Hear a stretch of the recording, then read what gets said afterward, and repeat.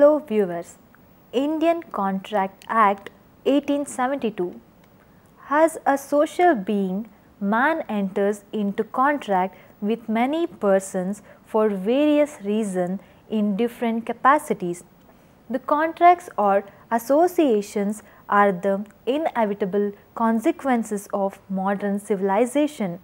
In all the contracts and association, he is expected to observe a code of conduct or a set of rules.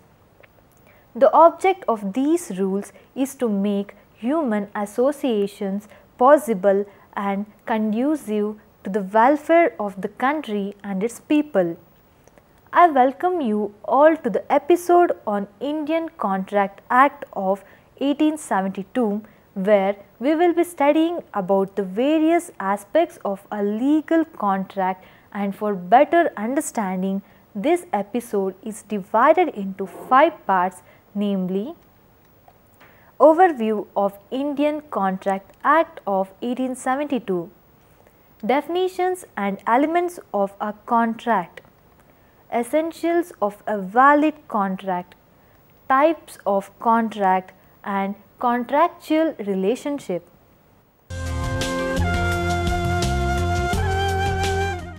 Overview of Indian Contract Act of 1872.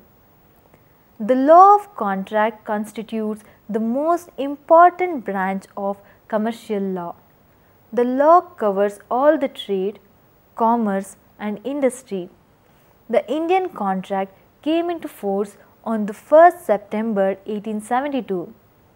The preamble to the Act says that it is an act to define and amend certain parts of the law relating to contract. The law extends to whole of Indian continent except the state of Jammu and Kashmir. The Indian Contract Act mostly deals with the general principles and rules governing contracts. The Act is divisible into 2 parts, namely, the first part, that is Section 175, deals with the general principles of the law of contract and applies to all contracts irrespective of their nature, and the second part, that is Section 124 238, deals with certain special kinds of contract, namely contracts of indemnity, guarantee, bailment, pledge and agency.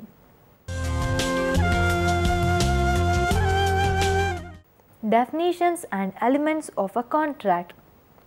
The term contract has been defined by various authors such as Sir Fredrick Pollock, Salmond, Anson, etc. Let us learn about these definitions. Sir Fredrick Pollock defined contract as every agreement and promise enforceable at law is a contract.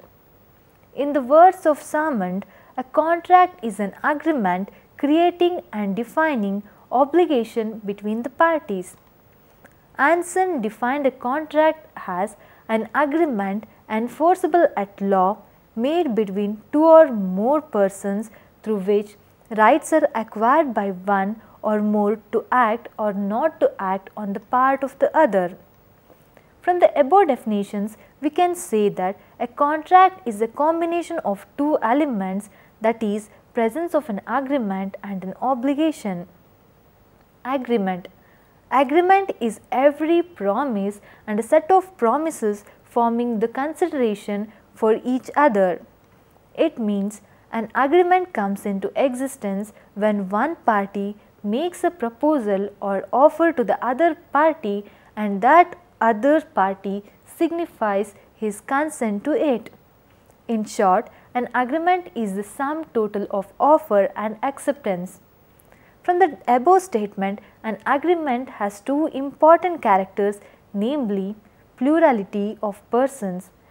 There must be 2 or more persons to make an agreement because one person cannot enter into an agreement with himself, and consensus ad idem. It means both the parties to an agreement must agree about the subject matter of the agreement in the same sense and at the same time. Obligation. An obligation is the legal duty to do or abstain from doing something. It means that when a person makes a proposal to another person and the other person accepts it, then it becomes a promise or any obligation.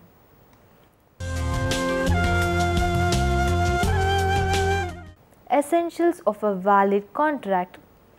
Section 10 of the Indian Contract Act 1872 provides that all agreements are contracts if they are made by free consent of the parties competent to contract for a lawful consideration and with a lawful object and not hereby expressly declared to the void.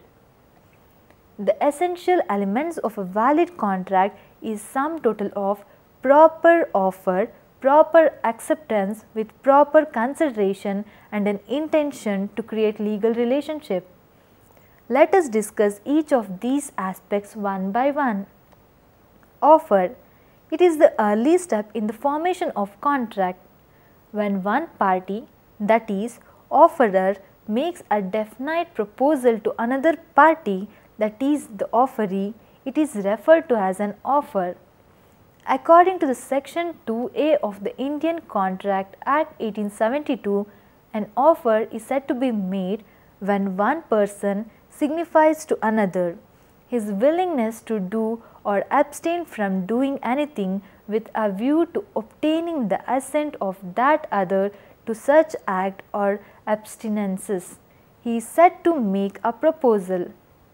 A valid offer must comply with the rules such as an offer must consist of willingness to do some act or not to do any act. An offer must be capable of creating a legal relationship. An offer must be made either by words or by conduct.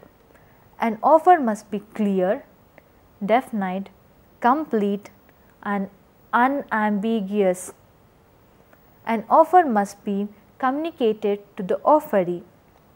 The offer must be expressed with a view to obtain the assent of the offeree. The communication of the offer may be general or specific. Acceptance. A contract will set into motion when the offer is accepted by the offeree. Acceptance is the act of consenting to the proposal made and becomes a promise. As per Section 7, an acceptance is valid when it is absolute and unqualified and is expressed in some usual and reasonable manner unless the proposal prescribed the manner in which it is to be accepted. Acceptance must be expressed by words spoken or written or implied from the conduct of the parties. Mere silence cannot be treated as acceptance. Expressed in the prescribed manner, corresponds with all the terms of offer, communicated to the offerer, given within a reasonable amount of time before the offer lapses or revoked.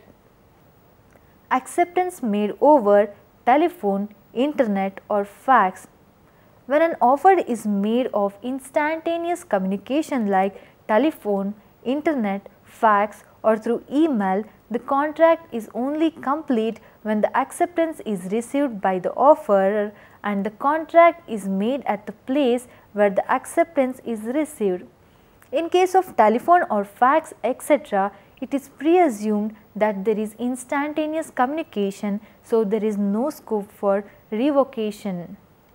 But while communicating, if the equipment goes out of order or some other disturbance occurs due to which the message is not conveyed properly, the communication is not treated as complete. Where the acceptance is given by post, the place where the letter is posted is the place of contract. When the parties negotiate a contract through mail, that is post, or by telegram, there is considerable time lag between putting the message into the course of transmission by one party and its receipt by the other party. In such cases, it is very important to decide the precise moment when communication is completed. Lawful consideration. As per section 2D of the Indian Contract Act, consideration is defined as when, at the desire of the promisor, the promisee or any other person has done or abstained from doing or does or abstain from doing or promises to do or abstain from doing something, such act or abstinences or promise is called as consideration for promise. Consideration must not be unlawful, immoral or opposed to the public policy. Capacity. The parties to a contract must have capacity, legal ability to make valid contract. Section 11 of the Indian Contract Act specifies that every person is competent to contract who is of the age of majority according to the law which he is subject to, and who is of sound mind and is not disqualified from contracting by any law to which he is subject to. Person of unsound mind can enter into a contract during his lucid interval. An alien enemy, foreign sovereigns and accredited representative of a foreign state, insolvents and convicts are not competent to contract. The different forms of unsoundness are lunacy, drunkard or intoxicant, persons who cannot understand the nature and implications of an agreement due to his health conditions, hypnotized persons, persons suffering from mental decay, etc. Free consent. Consent of the parties must be genuine consent, means agreed upon same thing in the same sense, that is, there should be consensus. Ad idem, a consent is said to be free when it is not caused by coercion, undue influence, fraud, misrepresentation or mistake. Lawful object. The object of agreement should be lawful and legal. Two persons cannot enter into an agreement to do a criminal act. Consideration or object of an agreement is unlawful if it is forbidden by law or is of such nature that, if permitted, would defeat the provisions of any law, or is fraudulent or involves or implies injury to person or property of another, or court regards it as immoral or opposed to public policy. Possibility of performances. The terms of the agreement should be capable of performance. An agreement to do act impossible in itself cannot be enforced, not declared void. The agreement should be such that it should be capable of being enforced by law. Certain agreements have been expressly declared illegal or void by the law. Necessary legal formalities. A contract may be oral or in writing. Where a particular type of contract is required by law to be in writing and registered, it must comply with necessary formalities as to writing, registration and attestation. If legal formalities are not carried out, then the contract is not enforceable by law. By observing these above essential elements, we can say that agreement is a wider term than contract, whereas all contracts are agreement. All agreements are not contracts. All contracts are agreements, but all agreements are not contracts.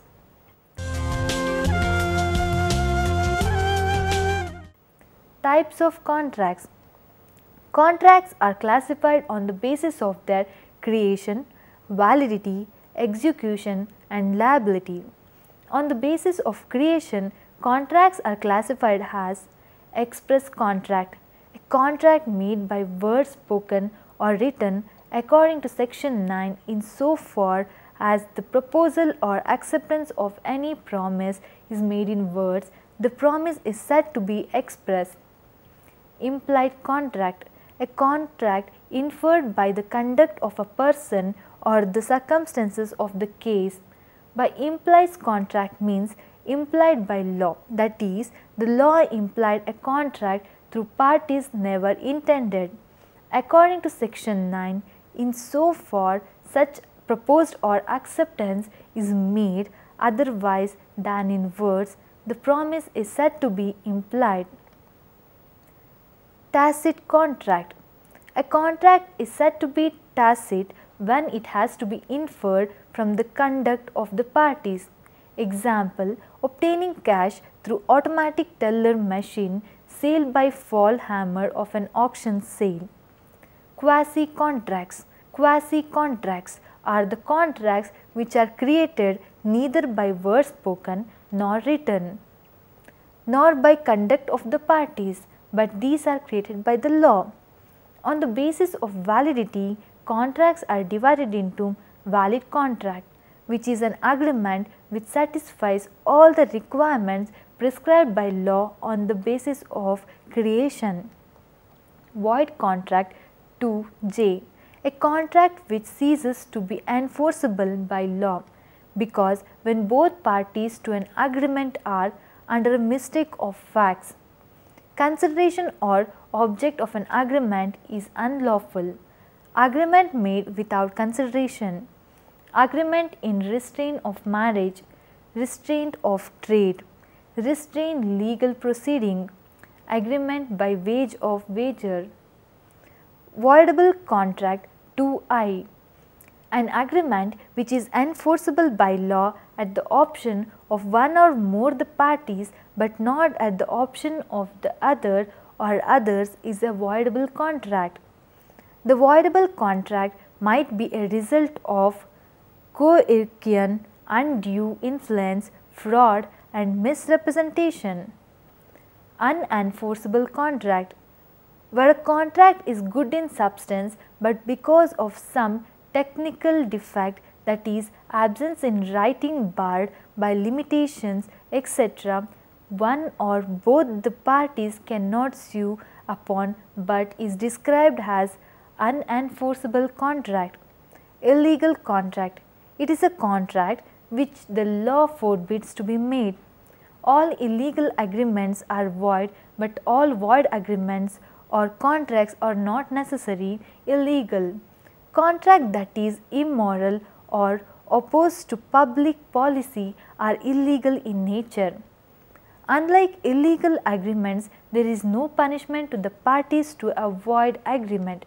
Illegal agreements are void from the very beginning. Agreements are void from the very beginning, but sometimes valid contracts may subsequently become void. On the basis of execution, a contract may be classified as executed contract, a contract in which both the parties have fulfilled their obligation under the contract. Executory contract, a contract in which both the parties have still to fulfill their obligations. Partly executed and partly executory contract, a contract in which one of the parties has fulfilled his obligation but the other party is yet to fulfill his obligation. On the basis of liability for performance, contracts are divided as unilateral contract. A unilateral contract is a one-sided contract in which only one party has to perform his promise or obligation, party has to perform his promise or obligation to do or forbear. Bilateral contract, a contract in which both the parties commit to perform their respective promises is called a bilateral contract.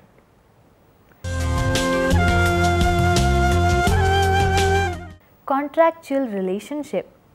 According to Indian Contract Act, a contract is made when one party agrees to the terms of an offer made by another party.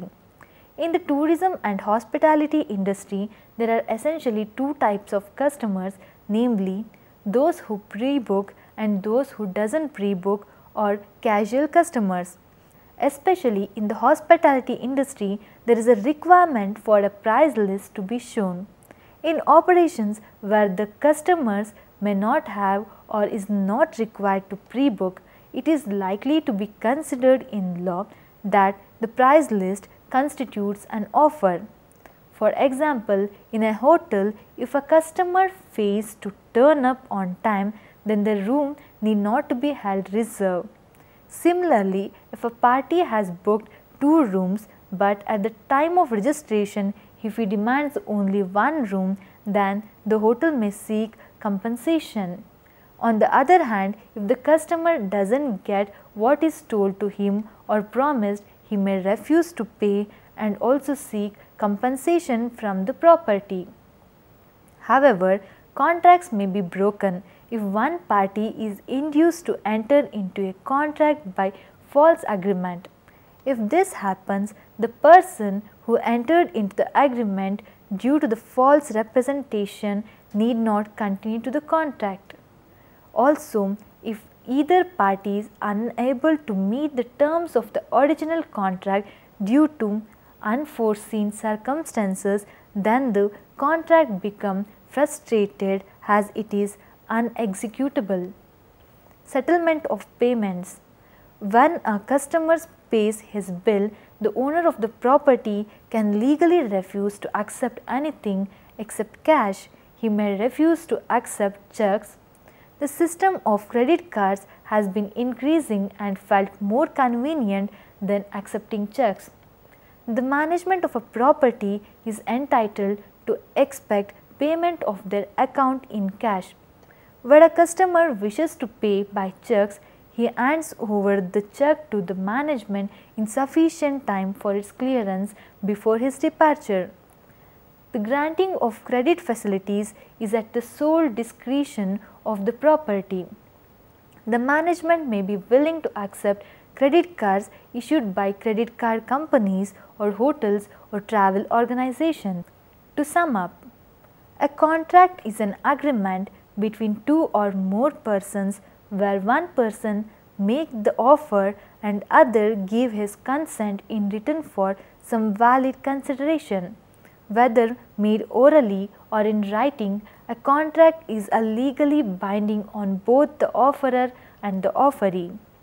A contract to be called valid, it should have a proper offer and acceptance, a lawful consideration, capacity of parties, free consent, a lawful object with the possibility of performance, should not be declared void and should have necessary legal formalities. There are various types of contracts based on their creation, validity, execution and liability to perform. The contractual relationship occurs in both the cases when there is a pre-book or in casual situations.